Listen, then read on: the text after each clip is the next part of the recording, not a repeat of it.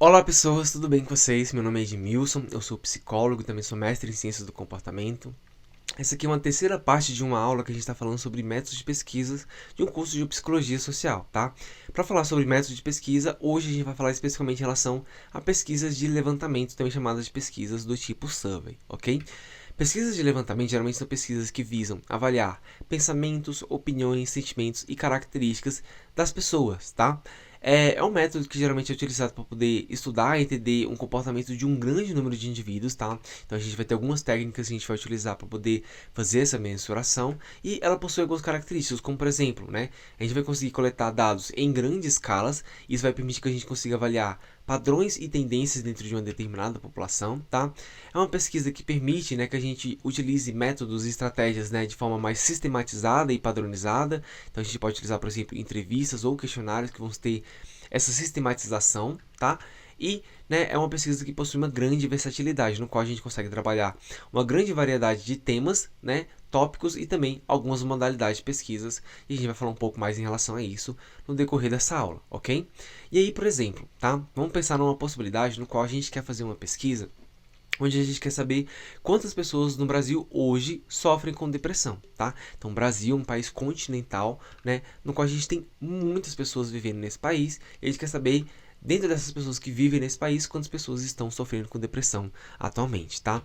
E aí, né, como eu disse, né, um país continental, a gente vai ter um número muito grande de pessoas, tá? Como, por exemplo, 212 milhões de pessoas, tá? E como que eu poderia chegar, né, a uma conclusão em relação à quantidade de pessoas? Porque é impraticável, né, é inviável do ponto de vista prático, né, eu fazer uma entrevista, uma avaliação psicológica com 212 milhões de pessoas, tá? É uma pesquisa que demoraria muito tempo, tá? E também seria uma pesquisa extremamente cara e cansativa e exaustiva do ponto de vista prático, tá? Então, é uma pesquisa basicamente inviável do ponto de vista prático, tá? Porém, né, dentro das pesquisas de levantamento, a gente vai ter o que a gente chama de técnicas de amostragem, que vai dar uma possibilidade, né, uma alternativa ali em relação a como que a gente pode chegar a esse tipo de conclusão, tá? Então, vamos pensar nesse mesmo exemplo, então pensando em relação a casos de depressão entre 212 milhões de pessoas, tá?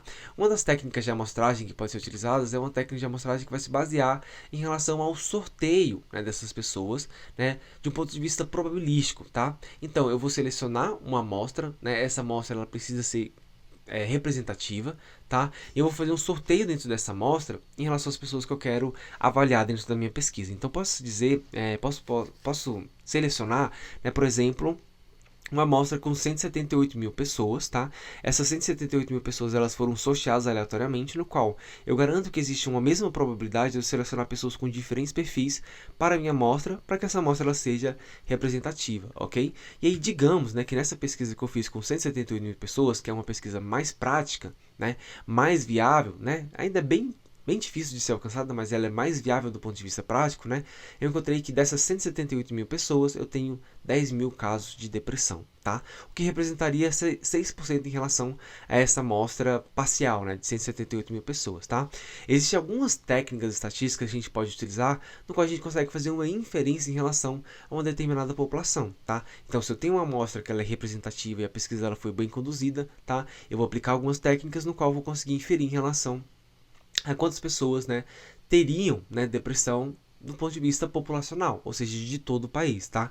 Então, eu poderia afirmar, né, com uma margem de erro ali tanto para baixo quanto para cima, de que 6% da população do Brasil, né, teria um caso de depressão, tá? E aí, esse tipo de técnica de amostragem que a gente utiliza justamente para tentar, né, economizar tempo, economizar dinheiro, né, e tornar a pesquisa mais viável, né, é chamado de técnicas de amostragem aleatória simples, tá? A gente tem uma outra possibilidade que seria justamente quando a gente faz o que a gente chama de estratificar a amostra, tá? Então, por exemplo, o Brasil, que é um país continental, né, ele possui diversos estados, tá? E cada estado possui populações que têm perspectivas diferentes, vivências diferentes, e não só isso, também estados que possuem populações de tamanhos diferentes, tá?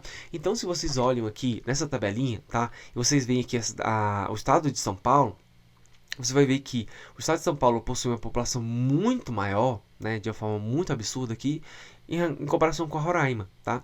Então, do ponto de vista probabilístico, né, seria interessante eu pegar uma amostra que fosse representativa de cada estado, tá? Então é como se eu aleatorizasse, né, cada um desses estados e pegasse um cálculo em relação a cada um desses estados para poder compor a minha amostra, tá? Digamos que convenientemente nesse exemplo que eu estou dando aqui, tá? A soma em relação a cada uma dessas amostras desses estados aqui seja de 178 mil, tá? E quando eu faço a avaliação em relação aos casos de depressão, eu chego que existem 11.700 pessoas que têm casos de depressão no país, tá? O que representaria 7%. Novamente, a partir desse mesmo tipo de técnica aqui, eu posso fazer uma inferência estatística no qual, com a margem de erro, né, tanto para cima quanto para baixo, eu posso inferir de que 7% da população possui, né, um certo nível de depressão, tá? Esse tipo de técnica, que também é uma técnica de amostragem, é chamada de aleatória estratificada, tá? Então eu crio estratos, né? Eu crio pequenas amostras dentro de cada um desses estados para poder pegar uma amostra que seja representativa desses estados e depois eu tiro uma conclusão do ponto de vista nacional, ok? Então isso aqui é chamado de amostra, técnica de amostragem aleatória estratificada, tá?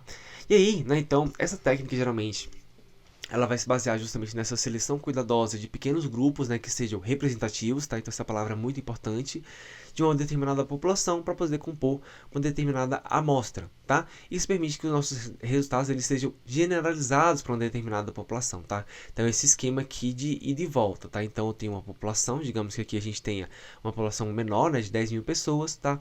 Eu faço uma investigação com uma amostra, né, que é uma amostra de 1.000 pessoas, que seja uma amostra representativa, e eu posso tirar as conclusões do ponto de vista da população, ok?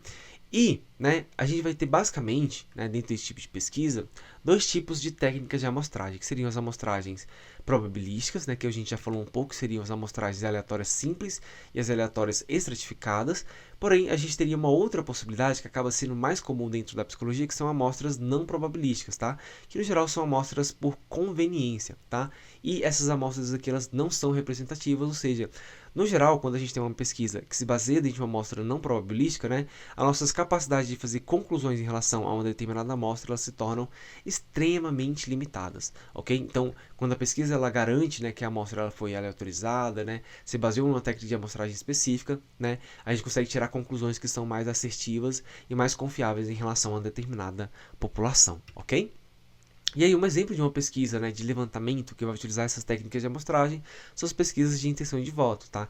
Então, né, nesse primeiro gráfico aqui a gente tem as estimativas de uma pesquisa em relação ao candidato A e o candidato B, no qual a gente vai ver que eles vão entrevistar um conjunto de pessoas, né, que foi selecionado de uma forma aleatória, de forma representativa, e a gente vai ter um determinado resultado dessa amostra, tá?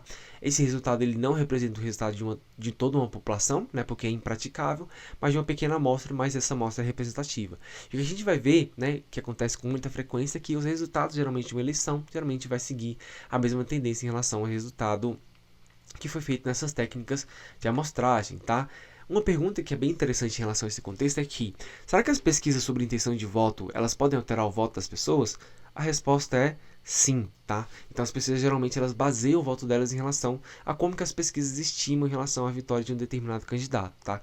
Esse gráfico aqui, ele não é um bom gráfico para a gente pensar em relação a como essa influência acontece, porque como os candidatos aqui eles estão bem empatados, né, pode ser que o voto da pessoa seja tanto para um quanto para outro, tá? Mas digamos que se o candidato B aqui tivesse uma porcentagem muito ínfima em relação ao candidato A, né, algumas pessoas pensariam, não faz nem diferença eu tentar votar no candidato B porque o A já ganhou, tá? Então elas votam no A simplesmente para poder cumprir a obrigatoriedade da eleição em si, né? Isso acaba sendo muito ruim do ponto de vista democrático, justamente porque essas pesquisas elas podem meio que influenciar em relação à intenção de voto das pessoas, tá? Como eu disse também em relação às pesquisas do tipo de levantamento, tá? A gente tem muita versatilidade no sentido de que a gente pode utilizar diferentes modalidades para poder coletar as informações das pessoas, tá? Então a gente pode utilizar questionários impressos, entrevistas ou grupos focais, questionários online e também entrevistas telefônicas. Embora entrevistas telefônicas geralmente não são tão utilizadas assim, né? E, né, vamos pensar em relação a uma outra possibilidade de um conceito importante, né, dentro da pesquisa de levantamento, tá? Então, digamos que eu estou pensando nesse mesmo exemplo de casos de depressão no país, ok? Então, eu fiz a minha pesquisa, cheguei, né, ao resultado no qual eu encontrei 10 mil pessoas que têm casos de depressão e consigo fazer a inferência em relação à minha população, tá? E aí, né, quando a gente faz uma pesquisa onde que a gente tem um recorte, né, que ele é limitado dentro do tempo, né, principalmente quando ele é um recorte único, né, em relação a determinado tempo, como por exemplo, casos de depressão no ano de 2024, tá? Então essa informação aqui, ela é limitada dentro do tempo de 2024, então eu só consigo tirar conclusões em relação a isso em 2024, tá? A gente chama esse tipo de pesquisa de pesquisas transversais, ok? Então ela faz um recorte no tempo ali em relação a esse dado, né, em relação a esse fenômeno que a gente está investigando, tá? Porém, né, a gente tem uma outra possibilidade, seriam as pesquisas longitudinais, no qual a gente faz uma pesquisa de acompanhamento, né, durante vários anos. Então, ainda pensando nesses casos de depressão, né, uma possibilidade seria de fazer uma pesquisa que vai durar os próximos 10 anos, né, então de 2014 até 2024. Isso possibilita que eu tire mais informações em relação a esses dados, tá? Como, por exemplo, né, a gente observa aqui que entre 2014 até mais ou menos ali 2020, né, os casos de depressão eles estavam relativamente balanceados, né? Às vezes eles subiam, às vezes eles desciam, tá? Porém, em 2020 até 2022, principalmente, né, a gente vê basicamente que tem um pico ali em relação aos casos de depressão. O que provavelmente aconteceu aqui foi um fenômeno dentro da sociedade que fez com que esses casos de depressão eles subissem, tá? Ou seja, trouxe mais informações em relação a como que a depressão está ocorrendo dentro do país, tá? Então, pesquisas longitudinais geralmente elas vão trazer esse tipo de informação pra gente. Embora, né, são pesquisas muito raras dentro da psicologia, justamente porque elas são pesquisas demoradas e extremamente caras, né, de serem realizadas. Então, a gente tem uma limitação em relação à quantidade de pesquisas que a gente consegue fazer do ponto de vista longitudinal, tá? E, no geral, é isso, ok? E aí, né, um exemplo que eu gosto de usar para poder descrever essa diferença entre transversais e longitudinais é que a pesquisa transversal, né, é como se ela fosse uma fotografia, né? Então ela é uma fotografia estática que mostra as informações, né, que eu tirei daquela foto que eu tirei naquele momento, tá? Enquanto a pesquisa longitudinal é como se ela fosse um vídeo, né, no qual eu tiro várias fotos uma atrás da outra, né, um plano de sequência ali em relação às fotos, e essa pesquisa ela me possibilita ver, né, o meu fenômeno, o meu efeito da minha variável que eu estou investigando ali ao longo do tempo e as suas alterações, tá? Então é uma forma aqui de didática, né, e simples da gente pensar em relação a essa diferença entre pesquisas que são transversais e pesquisas longitudinais, tá? Um conceito importante dentro das pesquisas de levantamento é em relação ao que a gente chama de enquadramento, no qual a forma pelo qual as perguntas elas são feitas, né, e estruturadas pode influenciar o resultado das pessoas em relação à pesquisa, tá? Então, por exemplo, né, digamos que eu estou avaliando adolescentes, né, em relação aos seus casos de depressão, tá?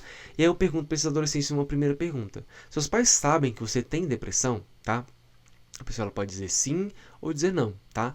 E aí, se a minha segunda pergunta ela perguntar, né, se a pessoa ela já tentou cometer suicídio alguma vez, pode ser que a resposta dessa pessoa varie no sentido de que, né, eu posso fazer com que essa pessoa sinta um receio ou medo de que eu, como psicólogo ou entrevistador, né, vá falar com os pais das pessoas que essa pessoa ela tá com depressão, né, e que ela tá tentando cometer suicídio, tá? Então pode ser, né, que essa pessoa ela minta, tá? E a forma como eu pergunto, né, e a ordem das perguntas, elas podem acabar influenciando em relação a um determinado tipo de padrão de resposta das pessoas, o que vai prejudicar a minha capacidade de avaliar aquele fenômeno, tá? O que vai basicamente influenciar os meus resultados, né? Então, um viés de resultado e uma interferência em relação ao pesquisador e também do instrumento em relação às respostas dos participantes, ok?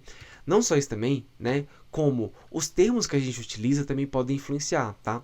Um exemplo bobo, ok? Quando a gente pergunta para uma pessoa, por exemplo, se você já tentou se matar, tá? É uma forma muito dura de você dizer o termo se matar, né? Espero que o YouTube não derrube esse vídeo, inclusive, né?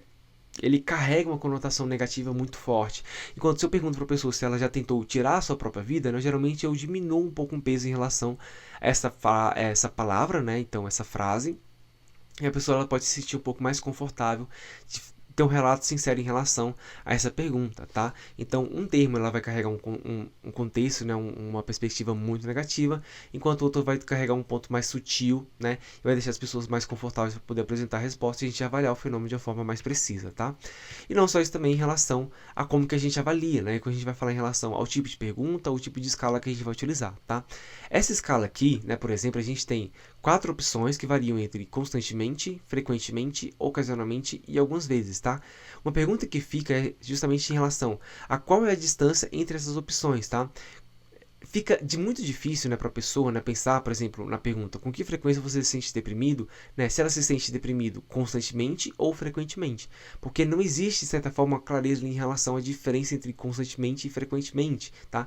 O mesmo acontece com ocasionalmente algumas coisas, então eu não sei diferenciar muito bem, né, esse padrão de resposta, tá? A forma como a gente poderia solucionar essa escala, que é uma escala mal formulada, né, seria justamente tentar pensar em uma escala onde que a gente tem pontos, né, que são opositórios, né, que são contrapontos. Então, por exemplo, sempre é diferente de nunca, né, e é um contraponto, quase um reflexo do contrário, né. Frequentemente, né, pode ser o contrário em relação ao raramente, e algumas vezes, né, é um ponto mais central, no qual as pessoas elas podem pensar, às vezes, né, algumas vezes sim. Então, um valor intermediário, né, no qual eu consigo avaliar em relação ao ponto central ali da minha frequência, né, ou um ponto em relação a meu fenômeno em si. Tá? Então, essa escala aqui ela acaba sendo muito mais interessante que a anterior, justamente porque ela possibilita avaliar, né, a frequência do meu fenômeno de uma forma mais precisa, ok? Um exemplo de uma pesquisa de levantamento que foi feita foi uma pesquisa chamada Sexual Behavior in the Human Male, tá? E Sexual Behavior in the Human Female, no qual, né, esses pesquisadores aqui, que foi o Alfred Kinsey, ele avaliou basicamente comportamentos sexuais dentro da população dos Estados Unidos. E o que ele observou basicamente aqui, né, nos Estados Unidos a gente tinha, né, uma grande diversidade sexual, tá? E alguns mitos e alguns preconceitos, alguns paradigmas ali em relação à sexualidade das pessoas foram quebrados, tá?